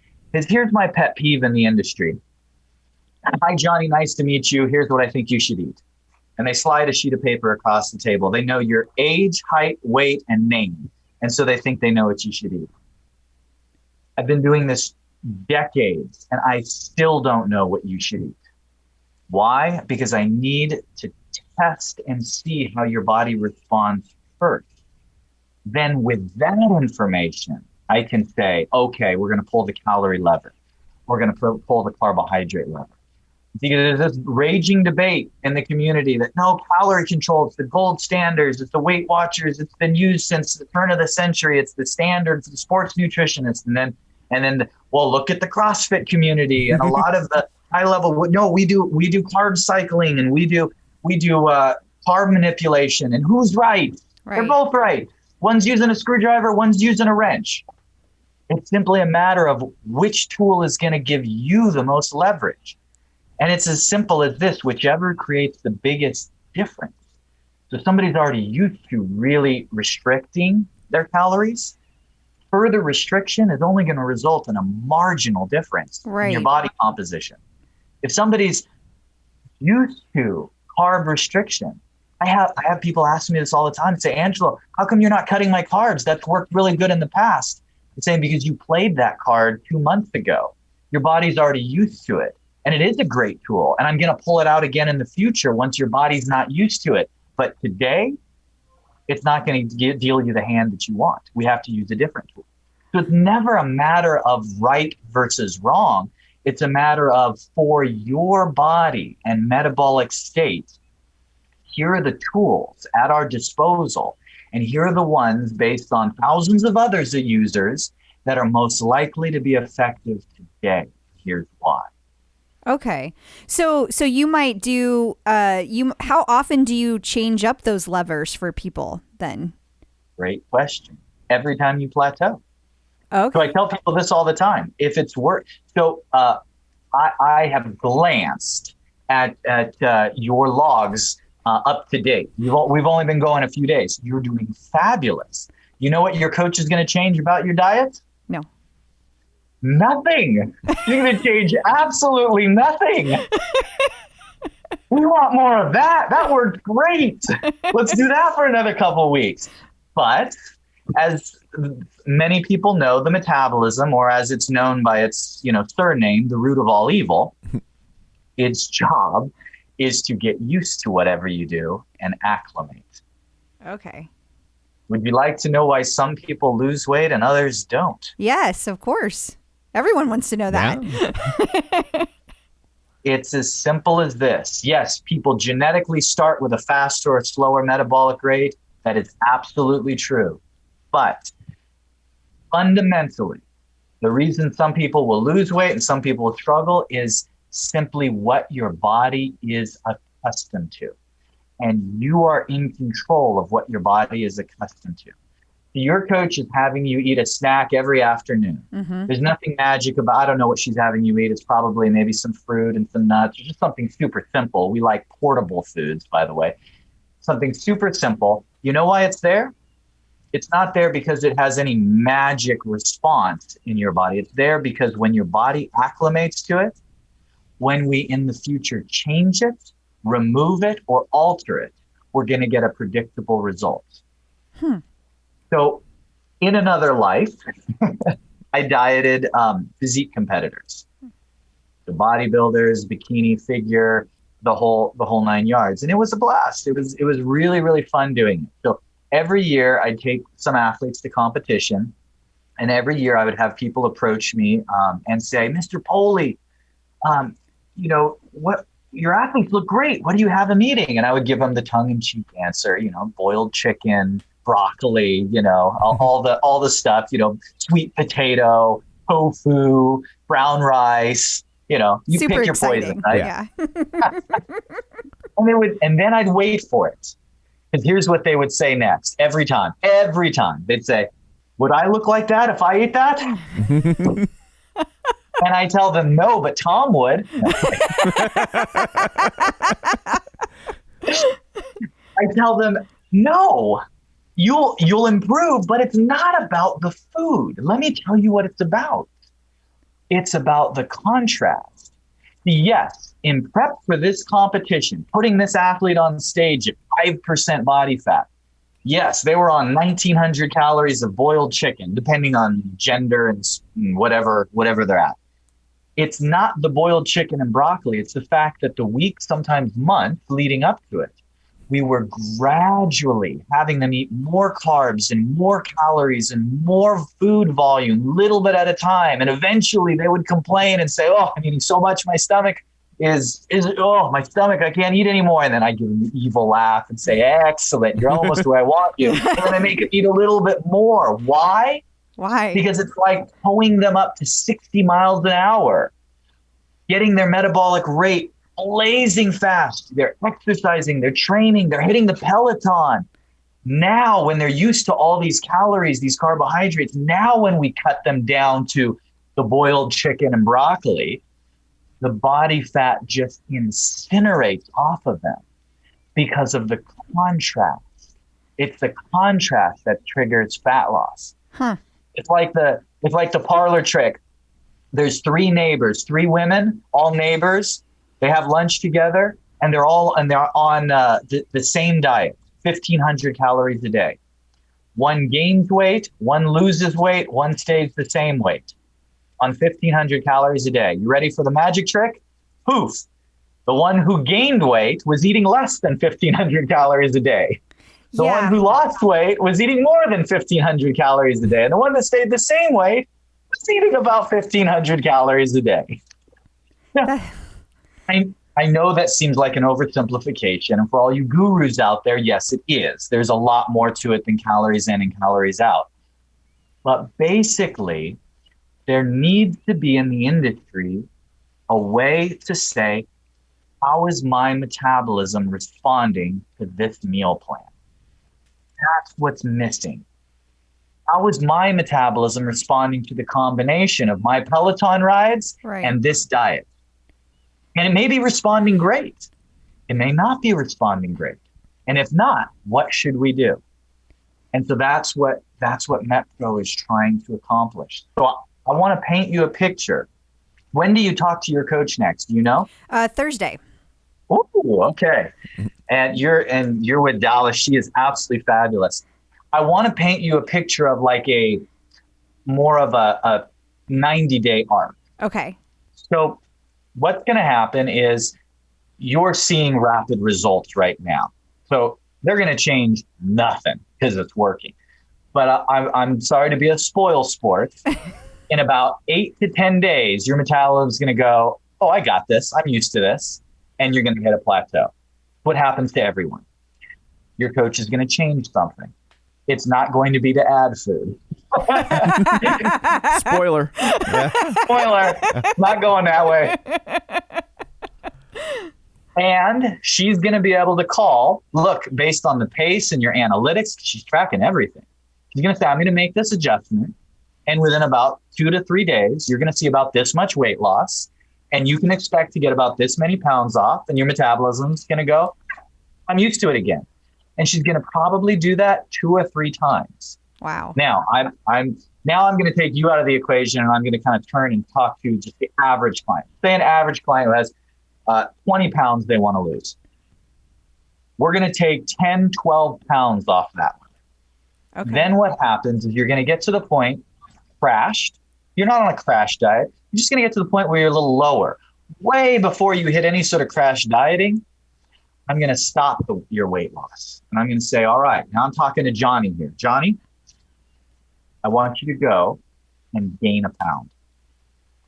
Weren't expecting me to say that, were you? No. Thought I was in the opposite business, right? I can gain a pound by looking Yeah, at that's food. easy. I can do that. I got it. I can do that part. I'm an expert at gaining. Yeah, I've had some expertise in that too. So I want you to gain a pound, Johnny. And we're going to do it in the least exciting possible way. Oh. You're going to get to add a 1/4 cup of oatmeal, a half an apple, and another 12 almonds. Exciting, That's just right? mean. I know. That's It is. It really is. you're mean. sadistic. Should be like, Man, you're talking to my wife? yeah, should be able to add a pound with like ice cream or something. You know, that's- Thought there was a reward for all that. yeah. That's like your Well- wife giving you a hall pass, but it's got to be like your gym teacher from grade school. You're locked out of the locker room. I'm in the doghouse again. I'm going to tell Johnny to go gain a pound by eating just a little bit more. He's going to come back to me 2 days later and say, fine, perfect. I gained the pound. Not happy about it. All right, Johnny, now I want you to go home. I want you to get on your Peloton. And I want you to burn a pound off for me. So now I get to talk to, hopefully this will resonate with your audience. If not, send the hate mail to Tom. I get plenty. Now Johnny's going to go home. He's going to get on the Peloton and he can burn a pound off. You can't burn 30 pounds off with exercise. I mean, you can, but that's a journey, right? That's a journey. The exercise is a huge part of it, but you can burn 1 pound off. And it's such a huge part of getting healthy, getting fit, getting psychologically in the right spot. But Johnny can go and burn 1 pound off. So now he comes back to me the next day and I say, good job. Now go gain that pound back. And I'm going to have them gain and lose the same pound about 5 times. Why? The same science that we do with our physique competitors, with the bikini models, with the bodybuilders. But guess what? I do the same science with my grandparents who just want to get to a healthy body weight. I don't use an inferior science. We're going to use the same science. So they're going to go, and the catch is they can't eat a bite less food. They can only, during this time period, use the exercise to burn it off. Because now we're increasing activity level and we're feeding them more, and the metabolism, remember what it does? It acclimates. So what's going to happen is they're going to gain and lose the same pound over and over again over a few weeks, maybe a month. Now we've towed. Remember that illustration of the bodybuilder? Will I look like that if I eat boiled chicken and broccoli? Well, no, because I towed their metabolism up to 60 miles an hour first. Now we get your metabolism towed up to a realistic fast level for you. And now we go back through the process. We drop you back down to a lower intake. It might be a little uncomfortable, nothing crash. The body fat will melt off of you, and we rinse and repeat. We increase slow, we drop fast. That's how we create contrast. This has been done for decades in the bodybuilding sports, in the physique sports. But, and don't get me wrong, because those are my people, but they're delivered in a way that isn't really palatable or relatable to the average person. That doesn't mean the science behind it is flawed. The science behind it is right. So I don't want to put words in your mouth, Chris. I don't know what your goals are, but likely what's going to happen is Dallas is going to take you through a cutting cycle and help you burn some body fat and then say, hey, we're going to take a few weeks and we're going to do a metabolic upshift. And then she's going to go for another cycle. And oh, by the way, anyone listening out there, I don't care what your goal weight is. If your goal weight is 175 pounds, I'm going to diet you down to 172. And here's why.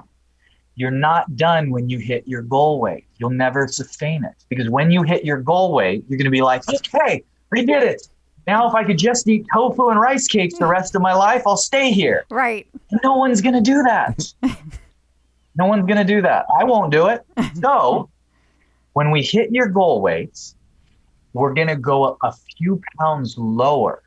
So that way I can recondition your metabolism back up to running faster by actually gaining weight up to your goal weight. Now we'll gain weight, not in body fat, in muscle, of course. That's what we want.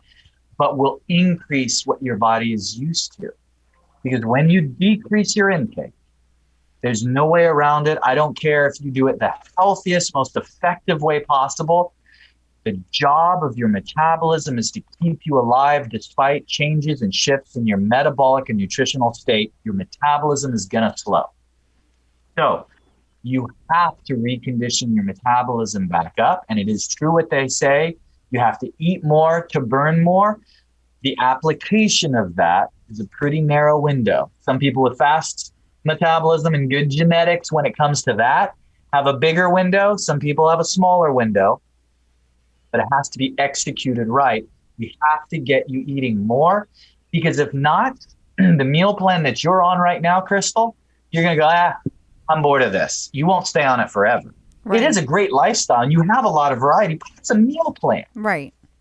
But if you know that there's light at the end of the tunnel, if you understand that what it takes to get you to whatever your goal is, whether it's just simply health, energy, or whether there's a goal weight attached to that, once you get there, sustaining it is 10 times easier than what it takes any of us to get there. There's a light at the end of the tunnel.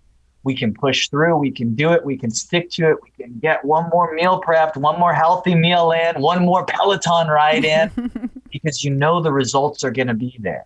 And if you have a coach that's walking you through it, it's not going to catch you by surprise when you do hit those ups and downs with your metabolism. That's true. So what kind of how long does it take somebody to lose weight then this way? Because it seems like you're saying it's very gradual, and then you go up and then you go down, and then you might go down more, but then you might go back up. So what kind of what's the average weight loss that you can expect? So that is a great question. In fact, I've dieted over 20,000 people, and I've never not been asked that question in the first 7 days. And so I'm going to give you the legit answer to that we give every single one of our clients. That is a fair question. Ask us after about 10 to 14 days of analytics, because then we're going to actually be able to give you a real answer. I have a guy who he weighs 271 pounds. He does cardio 5 days a week, and he's on less than 2,000 calories a day. And he's lucky if he drops a pound a week. He has a slow metabolism, one of the slowest I've ever worked with. I have a gal right now. She weighs 113 pounds. She's eating 3,300 calories a day. That's not and right. If she misses a snack, she loses 2 pounds. Oh. Right? So there is no fair, but what we're going to be able to do is actually give you a no-nonsense, not a bro science answer, a no-nonsense, real answer to that question, and strategies, whatever end of the spectrum you're on. And oh, by the way, most people are not on either of those extremes. Right. Most people are squarely in the middle, Right. and it's a matter of the right strategy. So how long it takes, I've worked with people who were contestants on The Biggest Loser. Yeah. And, and by the way, I know the trainers, several of the trainers that have been on that show. They're awesome. I love them. Talk about people with a good heart and in the right spot. Here's the thing. The problem is the way you're supposed to do it. If you have 150 pounds to lose, is you need to lose 40, 50 pounds, and you need to stop for 6 weeks and let your body replenish, let your metabolism heal, recover. Makes for terrible TV. Boring. Right. So, Nobody wants to wait 6 weeks to see how that turns out. Yeah. right, exactly. So what you end up is a scenario where you have some people who have gone through and oh, by the way, it doesn't take an extreme weight loss program to do that. I know lots of people who just, my body started slowing down in weight loss, so I just dieted harder and harder until I was eating nothing, and then I said, forget this, I'm going to go eat a cheeseburger. Yeah. That's a normal human, Yeah. You got the normal protagonist, you got the normal plot, the normal ending to that story. I've Right. seen it before. Yeah, for sure. So it depends on where the person's coming from and what their goal is. Here's one for you that, for our listeners, you probably haven't thought of. I had a gal hire me. She was going on that show Naked and Afraid for the Discovery Channel. Yeah. And she was too afraid of being hungry on the show. She's like, I don't want to starve. And I get a headache if I go more than 2 hours. So we actually took her through a process of slowing her metabolic rate temporarily. Yeah, she used to eat every 2-3 hours. We got her to where she was eating just 3 meals a day, then down to 2 meals a day. And then for about 2 weeks before going on the show, She did it all naked. She was down to eating 1 meal a day and 1 snack.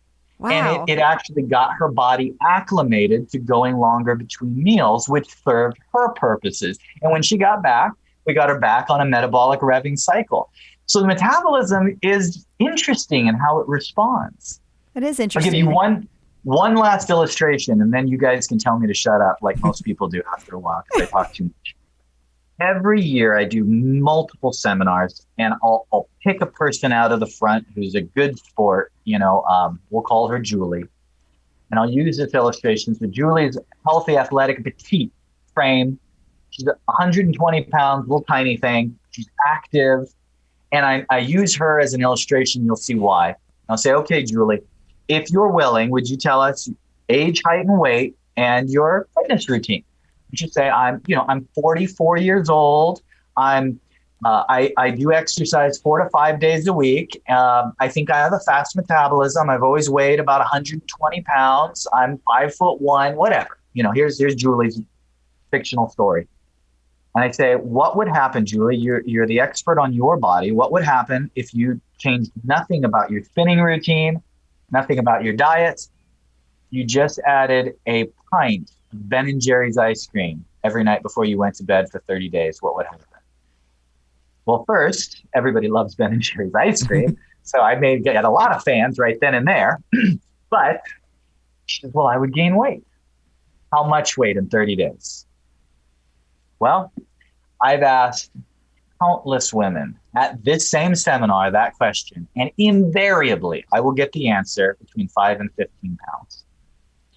And most of the time, they're right. Huh. That's about how much she probably gained a month of Ben & Jerry's.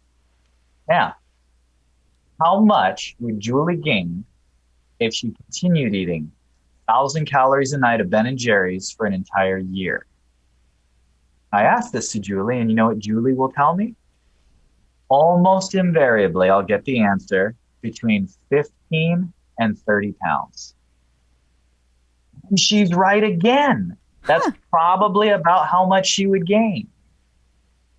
But now we have a mathematics problem, a huge mathematics problem. So you fitness gurus listening, you doctors, you mathematicians in the room, we know 3,500 calories equals 1 pound of body fat. So a pint of Ben & Jerry's ice cream, that's 1,000 calories a night. There's Right. 7 days in a week. That's 7,000 calories a week. That should be 2 pounds a week. Right. Last I checked, there was 52 weeks in the year. I could be wrong. I got to double check. Why isn't Julie going to gain 104 pounds? Because her body starts burning more, her metabolism speeds up. Because Ben and Jerry's speeds your metabolism. What do we have for her, Tom? She won the prize. We have Ben and Jerry's ice cream for her. A year's supply. It's not on my meal plan. No, it's not on your meal plan. Well, I can't let it now go to everyone- waste. Everyone can go home. Wow, this guy's onto something good. I can eat Ben and Jerry's. Well, let's not forget, she's not going to be happy about the 30 pounds she Right. gained. Yeah, for So she's sure. not going to be happy about that. But she's not going to gain 104 pounds. There's no way. She's going to double her body weight in a year. There's nothing she could eat. Because your metabolism is a constantly moving target that acclimates to your intake. Now, it's not going to acclimate to the ice cream fast enough to offset her gaining weight. She's going to gain, but it will acclimate, because if it doesn't acclimate, you die. Right. You just continue gaining until you literally die. Just like when you decrease your intake, your metabolic rate will slow down. Otherwise, you would die if it didn't slow down to meet that need. Huh. So if it can speed up, if it can slow down, it can be controlled. You just have to know where your metabolism is at any point in time. And so that's been kind of my life's work in helping people identify their metabolic profile. And that's why I'm so passionate about it. Wow.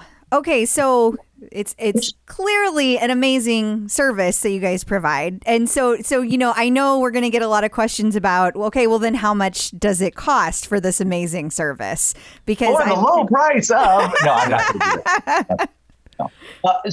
So we are. It is a concierge white glove service. It is for people who want somebody walking along with them. However, our tools are affordable for most anyone. Sub $50 a month. If you're doing Peloton, it's right in there, and you can experience those tools. And then if you get stuck, raise your hand and say, "Yeah, let me work with a coach for a couple months." Most people's not going to break the bank to work with, and we even have a lot of doctors and a lot of professionals, even fitness professionals, that work with us for our subspecialty. Mm-hmm. And by the way, I'm here to learn. I have learned from every single one of my clients. I learned from every fitness professional I get to work with. Our area of expertise is fairly niche. It just happens to be an area that really does stump some people, the metabolism. And so a lot of people will say, I'm going to invest in this as an education. So they'll come on board, they'll work with us for a few months, get the education, take what they've learned and apply it the rest of their life.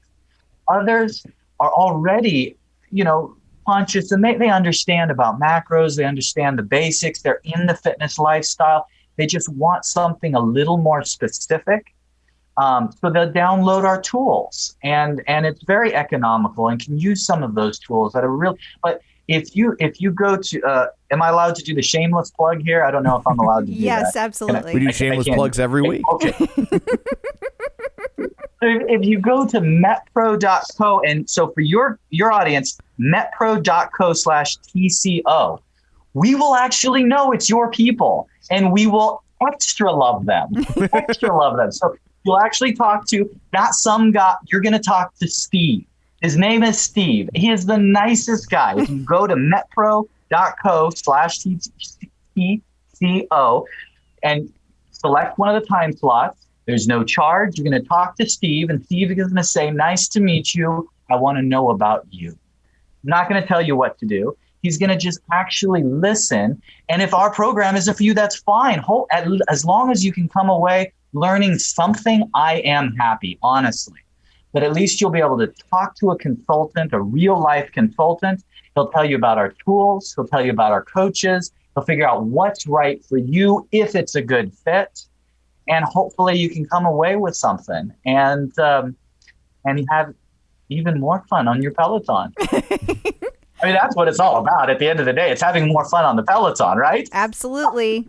So I have a question about all of your coaches. I know you said you had like doctors and stuff. Do you have like a standard set of like qualifications that people have to be a coach? Is that applicable? Thank you for asking that. My NASM certified colleague, correct? Do your homework, Wow, mister. yeah. Girl, that is one of the best certifications. So our team is eclectic in their knowledge backgrounds. We have a lot of our team are registered dietitians. Some come from physique sports and are certified personal trainers. Some come from more of a medical and clinical background. Some are RNs. We have a very eclectic and I'm telling the truth. I'm not just trying to set. We are actually a group of people who love what we do. We get together. Well, now we get together virtually, but literally we would get together before COVID in the same room and we talk about you all. No, I know that sounds bad. We actually are like, we're working with Crystal and she's doing this and she's doing that, but she's struggling with this particular area. Or we have a client here and her daughter or her son is in school and she has this going on. How can we help her? And so we have experts from every different genre and we all put our heads together. We help come up with the most effective lifestyle strategies because that's not what you do. You guys do life, right? Right. You do your family. You do your career. You do your health and your wellness. You don't spend every day geeking out on what's the latest gadget and tool that I can use to shave 5 minutes off my meal prep each day. Do that. We're those geeks. Let's do it for you. So I don't know if that was a roundabout way, but it's actually a small group of professionals that all work together, that are passionate about the science, and you will not get a different response from a different coach scientifically. In other words, two coaches are not going to look at your numbers and say, I think you should do this. I think you should do that. The numbers are the numbers. What you're going to get is a different approach based on what you respond to best. I'm not a psychologist. I probably need a psychologist. But there are three different buckets, broad strokes here, guys. Remember, hate mail goes to Tom. 3 different buckets. We have people who thrive under an environment with support. A cheerleader, a support system, someone to go rah-rah and to literally go on the journey with them. And oh, by the way, I don't care how tough you are, everyone falls into that category at some point. Other people thrive, they're like me, the why. I'll do anything if you can explain why and it makes sense. That's how I work. I feel like and then that's there's Tom. others. That is me. If you could ever get him there. Yeah, that's totally me. Like when I was a checker at a grocery store and they're like, count back change. And I'm like, no. And then when they explain why, and I'm just like, oh, now I get it. And it's really easy for me. Yeah. Sorry. Tom, it's coming. I haven't forgot about you. It's coming. The third bucket of personality types is the A-type person who thrives off of a challenge. Now, I'm not going to have all 3 of them. They're not going to all eat different lunches. The numbers are the numbers. We're going to scientifically evaluate and adjust based on how your body is responding. But when I assign you your lunch, person A is going to be, hey, Johnny, I saw you yesterday. Log that lunch. I'm so proud of you. Can you do it again today and text me when you're done?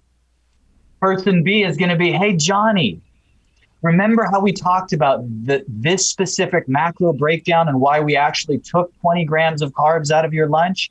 Well, you see, it's working exactly as we expected. Now, here's what we're going to do next week. Text me when you're done with your lunch.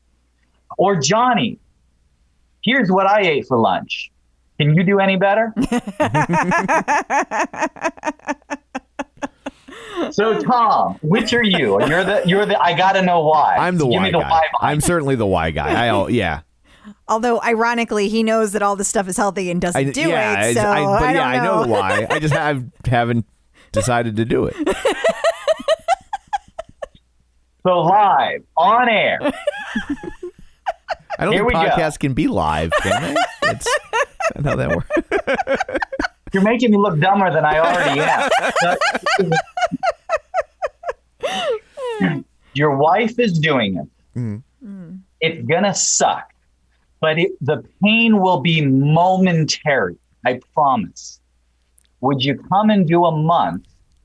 I would personally like to be your coach for 30 days and take you through the process. Holy cow! So here's my deal. Here's my deal with Hit food. me. I'm the weirdest eater. I'm like, I won't say I'm the weirdest eater ever because there's people that like eat their own hair. Although I don't have any hair.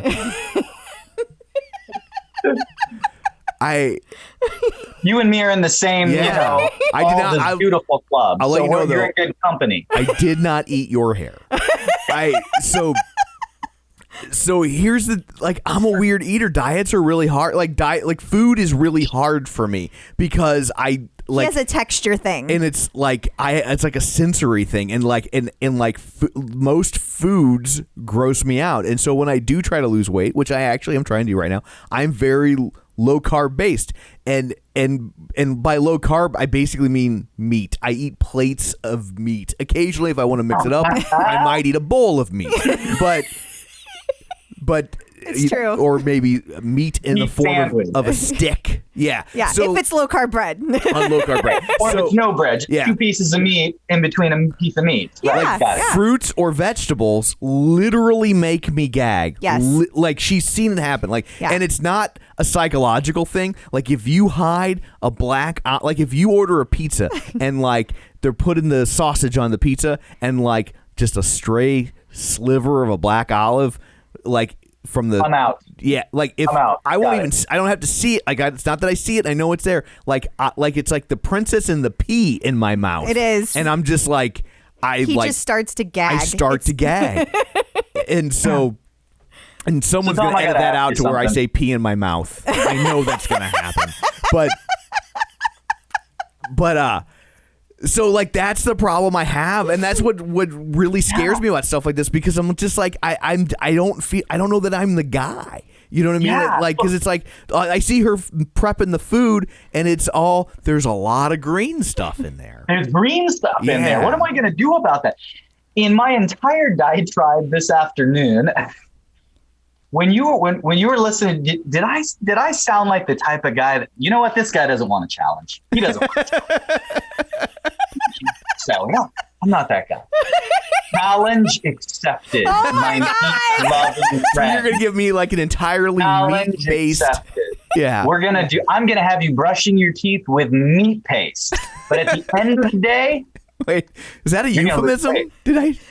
What's going on?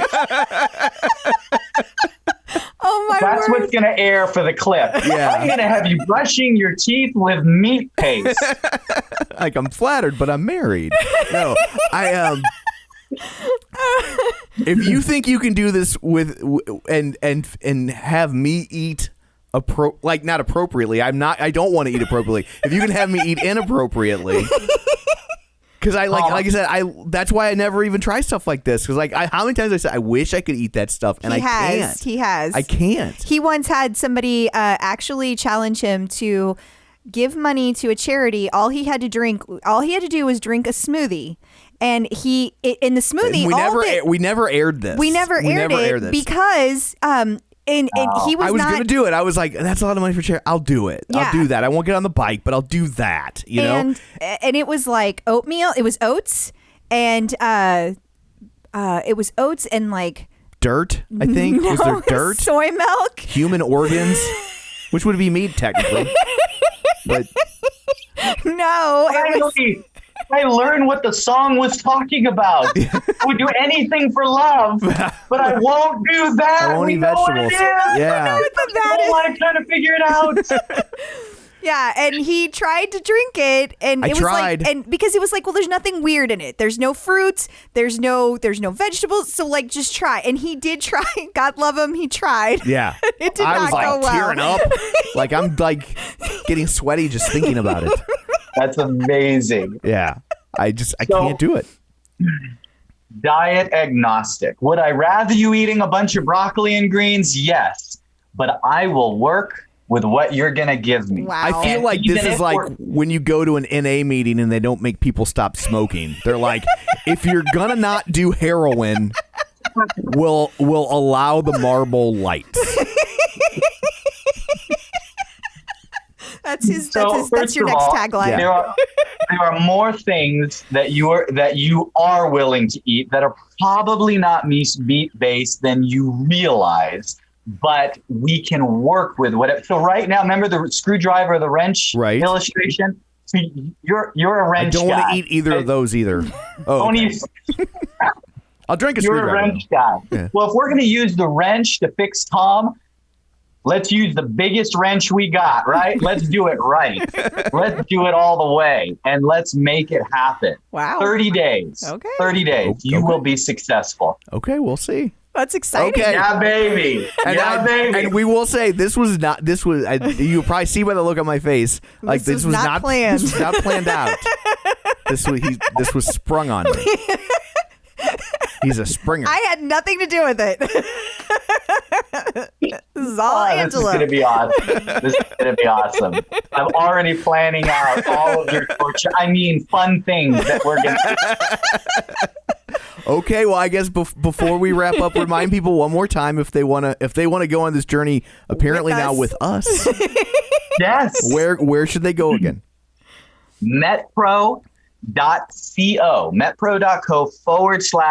Metpro.co/TCO. Awesome. Awesome. Your And we will- people, and- love to meet them. And we will put that link on our Facebook page and the newsletter that goes out this week and all that stuff, so you can find it and you'll hear us talking about it over the next. Yeah, you know. we're going to document the journey, so you guys will be along for the ride. Awesome. And do you have a social media channel that they can follow you on? Do you want to be Actually, followed? if they go to that page, they're a lot smarter than I am. They're It's going to be all able there. to click all the cool links Awesome. that my people that are so much smarter than I am have nice and neat and put on the bottom. So Awesome. Metpro.co. Bet y'all didn't see that coming, did ya? So, Tom, Yeah. it's going to be a thing, eh? I guess we'll give it a shot. Okay. He said he's not going to make me eat like fruits and vegetables. Okay. So I think it's like I said before, I think it's like if you're in an AA meeting, they still let you smoke. There's only so many vices they can expect you to give up at the same time. And so while smoking's not healthy, it doesn't do the same damage to your life that alcohol will if you have an addiction issue. So Right. so I think that's his mindset. Like I'm just really curious to see how this goes. So I am too. This will be a fun journey, y'all. I guess we shall see. So, we shall.